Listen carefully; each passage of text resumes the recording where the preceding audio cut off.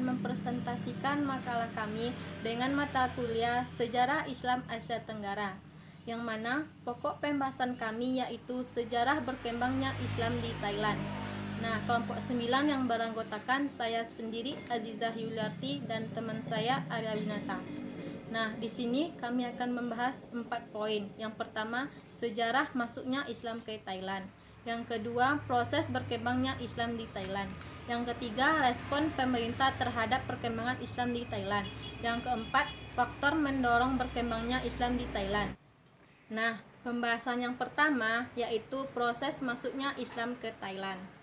Thailand merupakan salah satu kawasan yang terletak di daerah Asia Tenggara, yang mana Thailand ini terletak di benua Australia dan daratan Cina, daratan India sampai ke Laut Cina, yang mana oleh karena letaknya yang strategis itu, maka Thailand sangat cukup mudah dijangkau oleh para pelancong dari zaman ke zaman.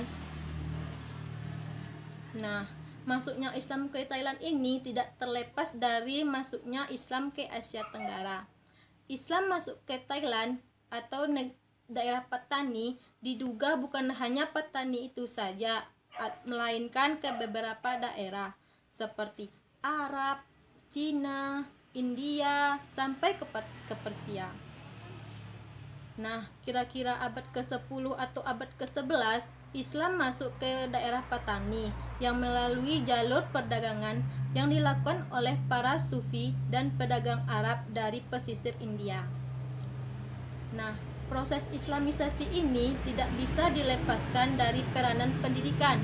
Pendidikan mempunyai peranan yang sangat penting, terutama pendidikan informal. Pendidikan informal ini melalui suatu lembaga yang dinamakan pondok. Nah, dalam pendidikan pondok ini memiliki beberapa ciri.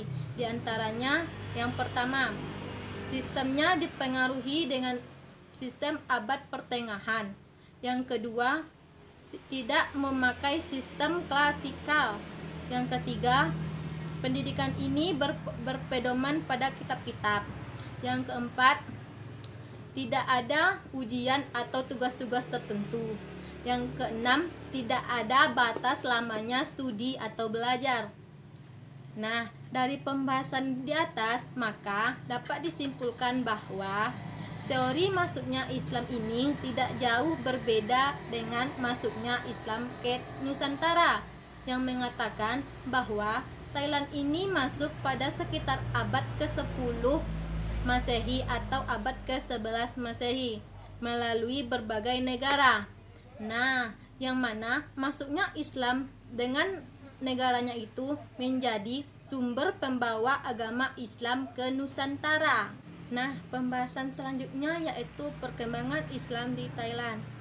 Nah, sebelum masuknya Islam ke Thailand ini, masyarakat Thailand ini sudah menganut kepercayaan, yaitu kepercayaan Hinduisme dan Buddhaisme. Nah, teori-teori masuknya Islam ke Thailand ini ada 2 teori. Yang pertama, pada abad ke-10 Masehi. Nah, Islam masuk ke daerah Thai, yang mana bukti Islam masuk ke daerah Thai ini ditemukan catatan sejarah dari dinasti Eswatmi. Nah, yang kedua yaitu pada abad ke-13. Nah, pada abad ke-13 ini terjadi ketika orang dari Persia yang bersaudara. Orang yang bersaudara itu bernama Syekh Ahmad dan Muhammad Said yang disebut Chek Char Sen. Nah, asal mulai Thailand ini secara tradisional dikaitkan dengan sebuah kerajaan Sukhothai pada tahun 1238 Masehi. Nah, dalam tatanan sosial, Muslim Thailand mendapat julukan yang kurang enak. Nah, itu yang mana julukannya itu yang bernama Khai. Khai itu yaitu orang luar, pendatang dan tamu. Orang Muslim Thailand itu tidak menyukai julukan itu, yang mana istilah itu sering digunakan untuk menyebut tamu-tamu asing atau imigran yang kulitnya berwarna. Nah, oleh karena itu kaum Muslim dikelompokkan menjadi 2, yaitu assimilated group dan unassimilated group. Nah, assimilated group ini adalah masyarakat yang suka bergaul dengan kaum mayoritas, yaitu kaum agama Thai Buddha. Nah, yang kedua, unassimilated group. Unassimilated group ini kebalikan dari assimilated group, yang mana unassimilated group ini adalah golongan yang tidak mau bergaul atau golongan yang mau menyendiri di bagian selatan, di Thailand Selatan. Nah, golongan ini menyendirinya di bagian Thailand Selatan saja.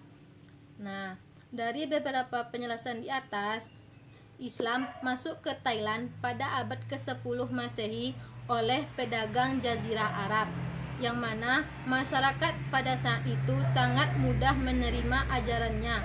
Mereka sangat mudah menerima ajarannya dengan baik. Nah, kawasan yang hanya dihuni pada saat itu adalah kawasan Thailand bagian selatan, yang kebetulan kawasan itu berbatasan dengan Malaysia. Nah, salah satu kawasan itu disebut sebagai daerah Patani. Nah, sekianlah pembahasan dari saya. Selanjutnya, pembahasan tentang respon pemerintah terhadap berkembangnya Islam di Thailand dan faktor yang mendorong berkembangnya Islam di Thailand akan dibahas oleh teman saya, Arya Winata. Bismillahirrahmanirrahim. Baiklah, saya akan melanjutkan materi selanjutnya, yaitu respon pemerintah terhadap Islam di Thailand. Orang Islam Thailand mengidentifikasi dirinya dengan orang Islam Malaysia sehingga terkonsentrasi pada suatu daerah, dan mereka menjaga jarak sosial dan mengisolasikan diri dari pemeluk Buddha. Bahkan, pemeluk Buddha Islam yang berbahasa Thailand, adanya kecenderungan orang-orang Muslim Thailand melakukan isolasi karena adanya kesulitan dalam beradaptasi. Yang pertama, kebanyakan masyarakat Muslim Melayu terutama tinggal di daerah Patani, Yana, Narat Hiwat hanya dapat berbicara sedikit dalam bahasa Thailand. Hal ini menyebabkan mereka tidak mampu berkomunikasi dengan kaum Cina dan Thai Buddha. Yang kedua, berdasarkan keyakinan agama, kaum Muslim Thailand secara militan menolak perilaku sosial yang berkaitan dengan kedua kelompok tersebut. Dan yang ketiga, adanya ketakutan yang muncul dalam jiwa kelompok Muslim Melayu Thailand yang di dalamnya akan mengakibatkan adanya persepsi bahwa ketika mereka berinteraksi dengan Thai Buddhis akan mengakibatkan anak-anak mereka menerima budaya Thai melalui proses asimilasi dan berakibat akan terkikisnya tradisi Melayu serta nilai-nilai ajaran agama Islam. Perlakuan diskriminatif yang diberikan oleh pemerintah Thailand terhadap minoritas Muslim Melayu Thailand dapat dilihat dari berbagai aspek, yaitu yang pertama, aspek represi pada bidang politik mulai dilakukan oleh pemerintah Thailand terhadap minoritas Muslim Melayu. Saya ulang kembali, melalui aspek politik, represi pada bidang politik ini dilakukan oleh pemerintah terhadap minoritas Muslim Melayu Thailand pada awal abad ke-20, tepatnya pada tahun 1900, yang merupakan tonggak sejarah yang menandakan runtuhnya kedaulatan Patani. Ketika kedaulatan Patani runtuh, Raja Siam membagi wilayah Patani menjadi 7 provinsi, yaitu Satun, Patani, ialah Narat Hiwat, Songkhla, Trang Krabi, dan Phuket.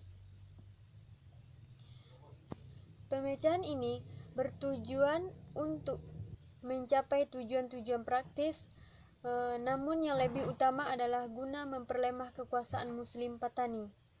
Setiap provinsi dipimpin oleh penguasa lokal yang dipilih dan diawasi secara ketat oleh pemerintah pusat di Bangkok. Meskipun wilayah Thailand Selatan telah dikuasai pemerintah Thailand, namun penguasaan atau wilayah tersebut tidak sepenuhnya. Hal ini ditandai dengan adanya beberapa pemberontakan lokal yang bersifat sporadik, kemudian ditambah dengan adanya tekanan dari luar, yakni kolonial Inggris dan Myanmar. Dan kemudian adanya perbedaan antara kaum Melayu Muslim Patani dan Thai Buddhis.